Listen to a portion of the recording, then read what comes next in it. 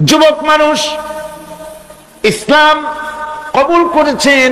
ইসলাম কবুল করতে গিয়ে বাড়ি ঘর জায়গা জমি কিছুই ছিল না।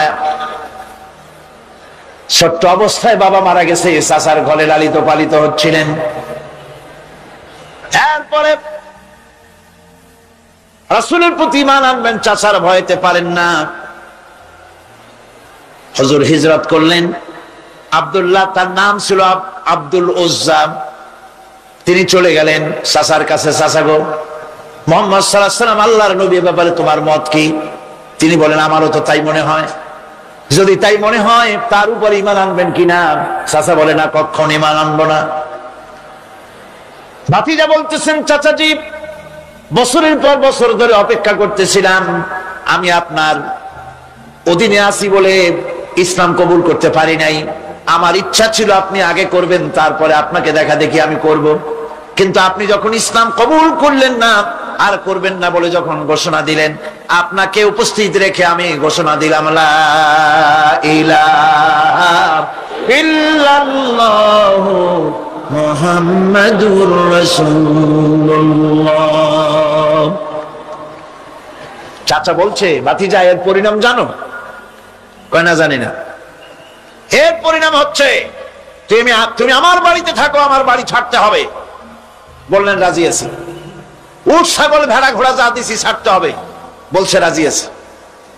চাচা বলছে, শুধু তাই নয়, পরনের যে লুঙ্গি আছে, গায়ে যে জামা আছে, তামার পয়সার লুঙ্গি জামা ছাড়তে হবে। ভাতিজা বলছে, ঈমানের জন্য যা চাও সব ছাড়িয়ে দেব। জামা লুঙ্গি খুলে ফেলে দিয়ে দিলেন। হাদিস। তিনি চলে গেলেন মায়ের কাছে। ওই অবস্থায় মা এই যুবক ছেলেকে উলঙ্গ অবস্থায় দেখে দুই হাত দিয়ে নিজের চোখ চেপে ধরেছেন। বাবা, তোমার এই অবস্থা কেন? ছেলে বলছেন, মা, ঈমান আনার কারণে আমার এই অবস্থা হয়েছে। মা বলে, বাবারে, কি চাও আমার কাছে? আব্দুল উজ্জা বলছে, মা, কিচ্ছু চাই না, একটুখানি কাপড় আমারে দাও, আমি বিশ্ব নবী মুহাম্মদ সাল্লাল্লাহু আলাইহি ওয়াসাল্লামের খেদমতে যেতে চাই। মায়ের কাছে পুরানা কম্বল ছিল, কম্বলটা তিনি দিয়ে দিলেন। হযরতে, এখনো তো সে মুসলমান হয়নি, ওই কম্বলটা ছিঁড়ে নিয়ে দুই টুকরা করে কম্বলটা পরলেন, আদাটা, তাতে করে হাঁটু ঢাকে না, আর একটা কোন রকম গায়ে দিলেন। এরপরে হেঁটে হেঁটে কষ্ট করে মদিনায় চলে গেলেন। মসজিদে নববীর ভিতরে ঢুকে দরজার কাছে বসা বিশ্বনবী জনাবে মুহাম্মদ রাসূলুল্লাহ সাল্লাল্লাহু আলাইহি ওয়াসাল্লাম মসজিদে নববীতে, যুবক, হাঁটুর উপরে কাপড়, মাথার চুল উস্কো খুস্কো চেহারা, ক্ষুধার্ত চেহারা। হুজুর জিজ্ঞেস করছেন, তুমি কে? তিনি বললেন, আমার নাম আব্দুল উজ্জা। তোমার এই অবস্থা কেন? তিনি বললেন, হুজুর, ঈমান আনার জন্য বাড়ি ঘর জায়গা জমিন উট বাছুর সব হারাইছি, এমনকি পরনের লুঙ্গিও আমারে দেয় নাই, মার কম্বলটা ছিড়িয়ে দিয়েছি। নবীজি আসহাবে সুফফার ভিতরে তাকে বসতে দিলেন, তাকে থাকতে দিলেন, আর বললেন, তারে কোরআন শরীফ শিখাবা। আব্দুল উজ্জাকে হুজুর বললেন, তোমার নাম উজ্জা নয়, তোমার নাম আব্দুল্লাহ। হাদিস শরীফে এসেছে, আল্লাহর কাছে দুইটা নাম বেশি প্রিয়, একটা হচ্ছে আব্দুল্লাহ আর একটা হচ্ছে আব্দুর রহমান। মুসলমান হলেন। এরপরে আসহাবে সুফফার মধ্যে বসে আছেন, কোরআন শরীফ জোরে জোরে তেলাওয়াত করেন। আসহাবে সুফফা রাসূলের কাছে নালিশ করলেন, অভিযোগ করলেন, হুজুর, এই আব্দুল্লাহর কোরআন শরীফ এত জোরে পড়ে, তার চিল্লানির জ্বালায় আমরা বিশ্রাম করতে পারি না। নবীজি বললেন, সাহাবীরা, আব্দুল্লাহকে বেশি করে চিল্লাইতে দাও, বাধা দিও না, কারণ তার ঈমান বড় দামের ঈমান হয়েছে, ঈমান আনতে গিয়ে কিছু আনতে পারে নাই, তাকে বাধা দিও না, প্রাণ ভরে চিল্লাইতে দাও, জোরে জোরে পড়তে দাও। ইতিমধ্যে তাবুকের যুদ্ধে জনদামামা বেজে উঠেছে।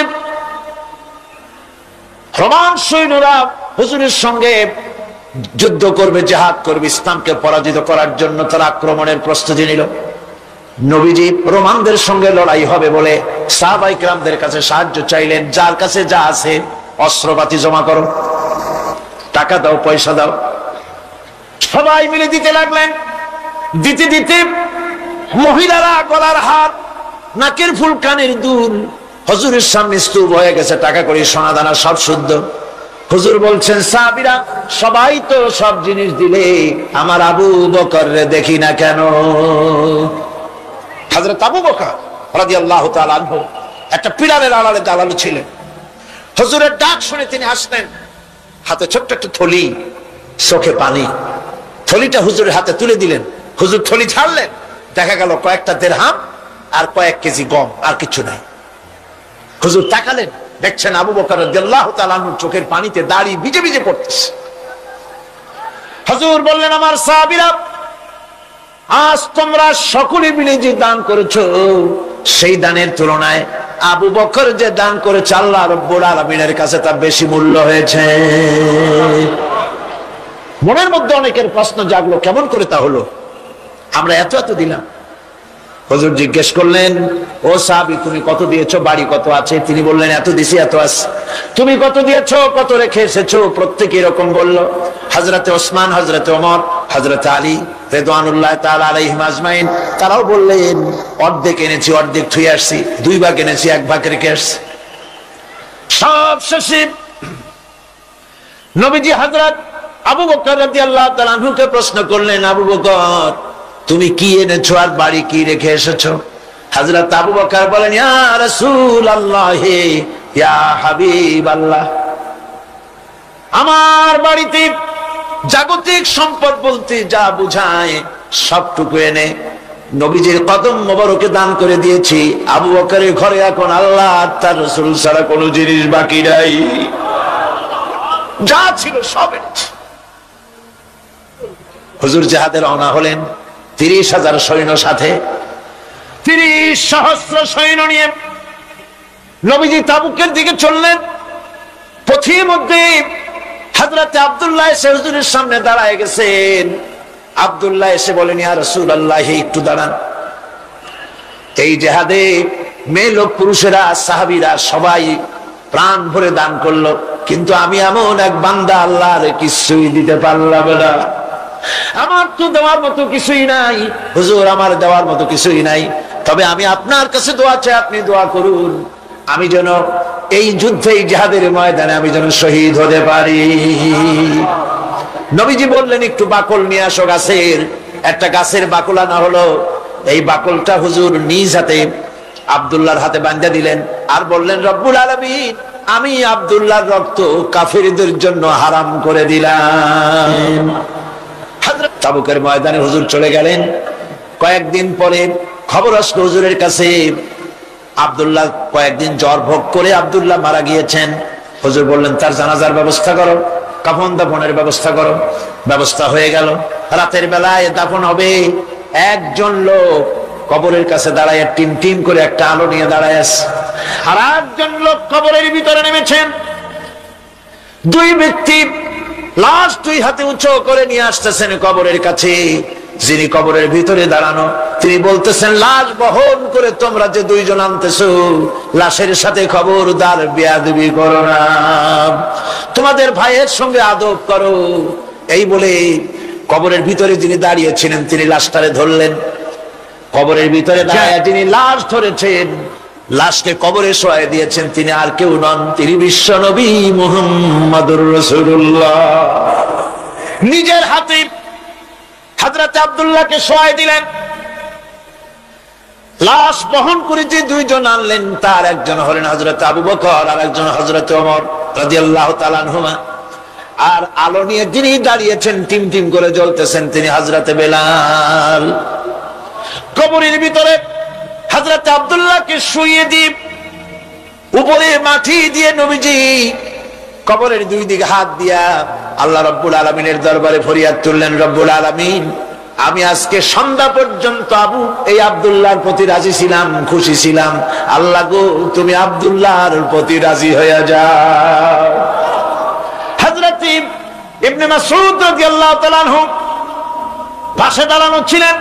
চিৎকার দিয়ে কেঁদে কেঁদে বললেন, আয় আল্লাহ তাআলা, এই কবরের ভিতরে আজকে আব্দুল্লাহর লাশটা না হইয়া যদি আমার লাশ হতো, আমার ভাগ্যটা খুলে যেত।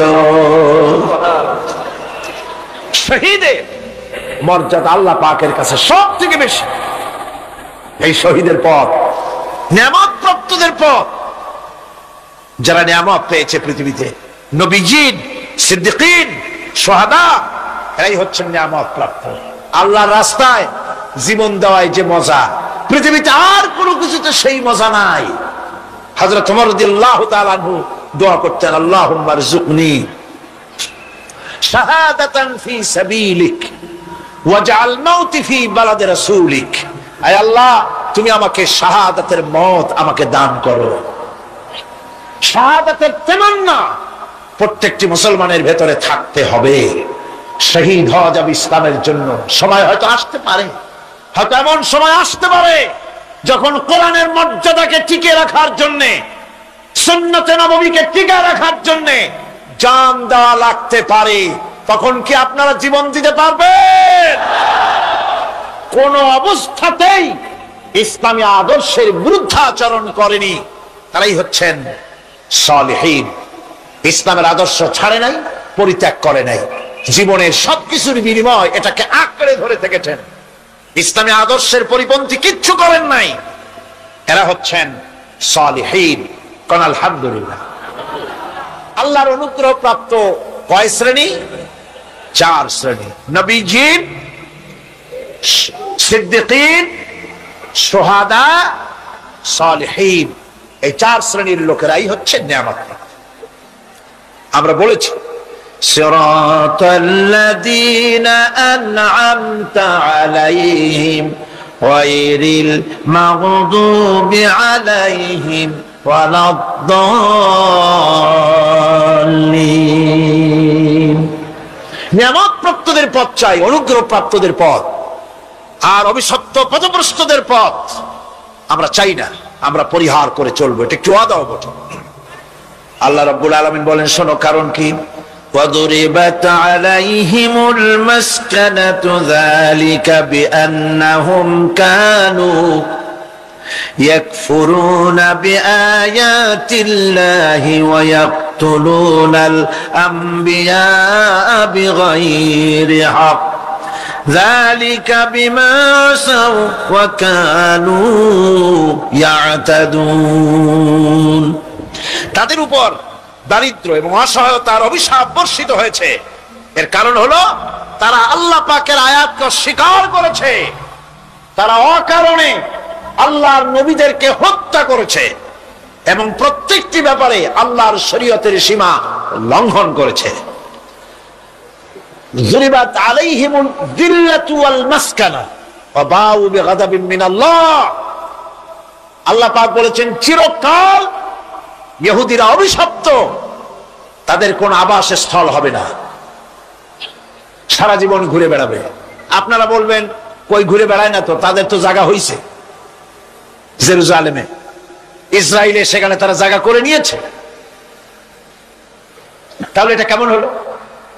এটা এইভাবে হচ্ছে, ওখানে তাদেরকে প্রতিষ্ঠিত করেছে আমেরিকা, ঠিক কিনা? আল্লাহ পাক কোরআন শরীফের মধ্যে বলেছেন, যদিও মানুষের সাহায্যে কোন জায়গায় তাদেরকে আল্লাহর ইচ্ছায় অথবা মানুষের সাহায্যে কোথাও যদি জায়গা হয়, অপমানের জীবন যাপন করতে হবে সারাটা জীবন, কিয়ামত পর্যন্ত দুঃখে দুঃখে মরতে হবে, দেশে দেশে ঘুরে বেড়াতে হবে ভিক্ষুকের মতো। সে অবস্থাই হয়েছে। আমেরিকা ওদের উপর থেকে হাত উঠায় নিক, মধ্যপ্রাচ্যের আজকের 20 ফোড়া ইসরায়েল, আমেরিকা যদি তাদের রুবুবিয়াতে প্রতিপালনের হাতটা উঠায় নেয়, তাহলে আরব দেশে যত লোক আছে যুদ্ধ করা লাগবে না, এক পাশে গিয়ে পেশাব করলে ভাইসে লোহিত সাগরে চলে যাবে। সুতরাং এই ইহুদিদের পথ অনুসরণ করা যাবে না। ইহুদিরা অপরাধ করছিল কি? একটু আগেই বললাম, তারা আল্লাহর আয়াতকে অস্বীকার করেছে, তারা নবীদেরকে হত্যা করেছে, এটাই হলো তাদের অপরাধ। তারা শরীয়তের ব্যাপারে বাড়াবাড়ি করেছে। আর খ্রিস্টানরা, তাদের অপরাধ কি? তাদের অপরাধ হচ্ছে তারা আল্লাহর বিধানের উপরে তারাও বাড়াবাড়ি করেছে। তারা নিজেদের আল্লাহর বিধান বাদ দিয়ে নিজেদের মন গড়া জীবন যাপন শুরু করেছে। তারা ঈসা আলাইহিস সালামকে আল্লাহর ছেলে বানাইছে। তারা মদ খায়, তারা জিনা করে, তারা শুকর খায়। তাদের উপরে শরীয়তকে সম্পূর্ণ বুড়ো আঙ্গুল দেখায়া তারা মুশরিকের চাইতেও খারাপ হয়ে গিয়েছে, ঠিক কিনা? এরা হিন্দুরা কখনো বলে না যে আল্লাহর ছেলে মেয়ে আছে, বলে নাকি? কিন্তু ওরা আল্লাহর ছেলে বানাইছে, মেয়ে বানাইছে, বউ বানাইছে। নাউজুবিল্লাহ। আমেরিকায়, ইংল্যান্ডে, সেসব জায়গায় গির্জায় আজ আর খ্রিস্টান যাওয়ার লোক নাই। সপ্তাহে একদিন ইবাদত করে, সানডে। সেই সপ্তাহের একদিন ইবাদত করতে লোক পাওয়া যায় না। সেদিন তারা ফুর্তিনাট্টি করার জন্য বউ বাচ্চা নিয়ে, মদ নিয়ে, সিবেচে গিয়ে কাপড় চোপড় ভালাইয়া যা খুশি তাই করে। তারা মসজিদে আসে না, কি বলে, গির্জায় যায় না। ফলে আমার নিজের চোখে দেখেছি বহুত গির্জা এমন আছে যার সামনে লেখা আছে ফর সেল, বিক্রয়ের জন্য। এই সাইনবোর্ড যখন লাগায়, এলাকার মুসলমানেরা চান্দা তুলিয়া গির্জা কিনা সব সমানে মসজিদ বানাইতেছে। ইংল্যান্ডে আজ থেকে 100 বছর আগে মসজিদ ছিল মাত্র একটা। সেই গ্রেট ব্রিটেনে এখন মসজিদের সংখ্যা 7,000-এর উপরে। আলহামদুলিল্লাহ। সুতরাং এই খ্রিস্টান এবং ইহুদিদের পথ অনুসরণ করা যাবে না। কিন্তু তারপরেও আমরা অনুসরণ করছি না, করছি না? করছি। বিশ্বকবি, কবি সম্রাট আল্লামা ডক্টর ইকবাল রহমাতুল্লাহ আলাইহি সুন্দর করে বলেছেন, ওয়াজা মে হো তুম নসারা তু তামাদ্দুন মে হনুদ, ওয়াজা মে হো তুম নসারা তু তামাদ্দুন মে হনুদ, ये मुसलमान है जिन्हें देख के शर्माए यहूद। चल चलनी हिंदू তুমি, বেশভূষাতে খ্রিস্টান, মুসলমান এই যারে দেখে ইহুদ করে লজ্জা জ্ঞান। তুমি নাকি মুসলমান? কাপড় চোপড় দেখলে মনে হয় তুমি তো খ্রিস্টান। জামা কাপড়, তোমার অবস্থা দেখলে মনে হয় তুমি খ্রিস্টান। তোমার ওঠা বসা, বিয়ে শাদী, সংস্কৃতি দেখলে মনে হয় তুমি হিন্দু। আর তোমার লেনদেন দেখলে ইহুদিরা পর্যন্ত তোমাকে ঘৃণা করে। কথা ঠিক কিনা? কথা ঠিক কিনা? এই হলো মুসলমানদের অবস্থা। সুতরাং আল্লাহ পাক বলছেন ইহুদিদেরকে ছাড়তে হবে, খ্রিস্টানদের অনুকরণ ছাড়তে হবে। ইহুদি খ্রিস্টান সকলের অনুকরণ ছেড়ে দিয়ে নিয়ামত প্রাপ্ত ওই 4 শ্রেণীর লোকের অনুসরণ করতে হবে। তাহলেই খাঁটি মুসলমান হওয়া যাবে। বল আলহামদুলিল্লাহ। এই হলো সূরা ফাতিহা। এখন এই সূরা ফাতিহাকে আমি আপনাদের পকেটে উঠাই দিতে চাই, যাতে করে মনে থাকে। 5 দিনের অনেক কথা এক জায়গায় করে দিলে মনে করতে সুবিধা হবে, ঠিক কিনা? মনে রাখতে সুবিধা হবে। সূরা ফাতিহা আয়াত কয়টা? এই 7টি আয়াতের 7টি শিক্ষা আছে।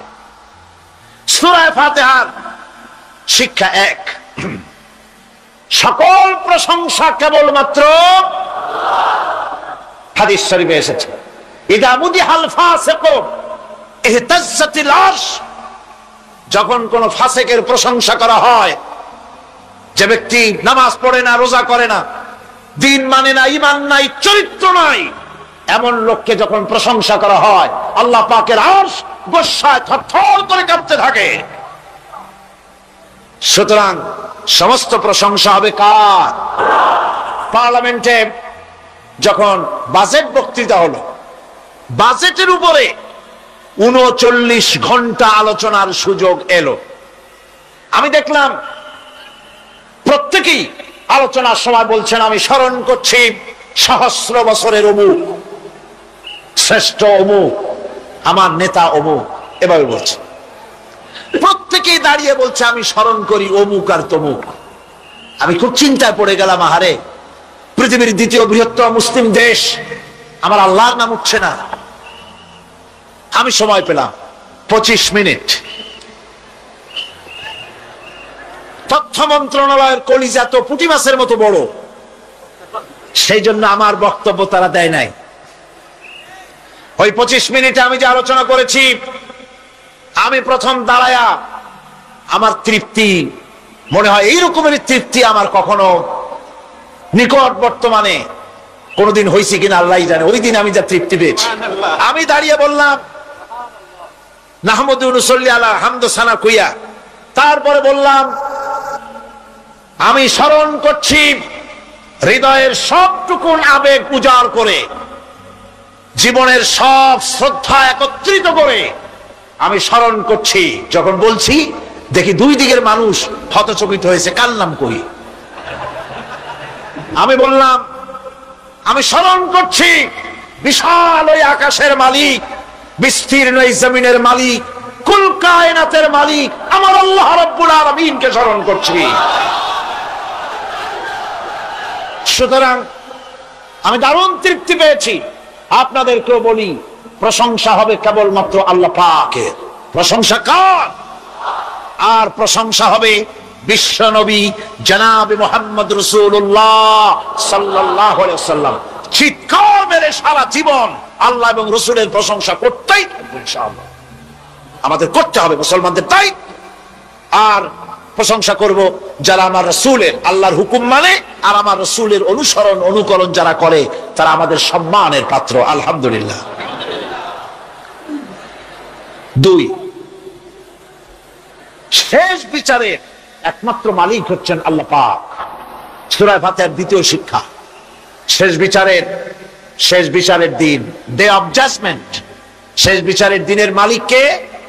একচ্ছত্র অধিপতি আল্লাহ রাব্বুল আলামিন। যেদিন কেউ কথা বলতে পারবে না আল্লাহ পাকের নির্দেশ ছাড়া, সেই হাসরের মাঠের একচ্ছত্র মালিক আল্লাহ পাক। সুপ্রিম কোর্টের সুপ্রিম কোর্ট, সমস্ত জাস্টিসদের জাস্টিস হবেন আল্লাহ সুবহানাহু ওয়া তাআলা। এটা হলো দ্বিতীয় শিক্ষা, মনে রাখতে হবে। সেদিন আল্লাহ পাক তিনি বিচার করবেন, কঠিন বিচার হবে সেদিন, এটা মনে রাখতে হবে। 3 নম্বরের শিক্ষা হচ্ছে সূরা ফাতিহার শিক্ষা নাম্বার 3, জীবনের সকল ক্ষেত্রে গোলামি, আনুগত্য, দাসত্ব একমাত্র কেবলমাত্র শুধুমাত্র আল্লাহ রাব্বুল আলামিনের। গোলামি কার হবে? চিল্লায়া বলেন, কার হবে? 3। 4 নম্বরে সাহায্য চাইতে হবে কেবলমাত্র কার কাছে? আল্লাহ পাকের কাছে। 5, হেদায়েতের গ্রন্থ হিসাবে গ্রহণ করতে হবে আল্লাহ পাকের কোরআনে কারীমকে। 6, অনুসরণ করতে হবে কেবলমাত্র নবীজিন, সিদ্দিকিন, শুহাদা, সালেহিনদেরকে।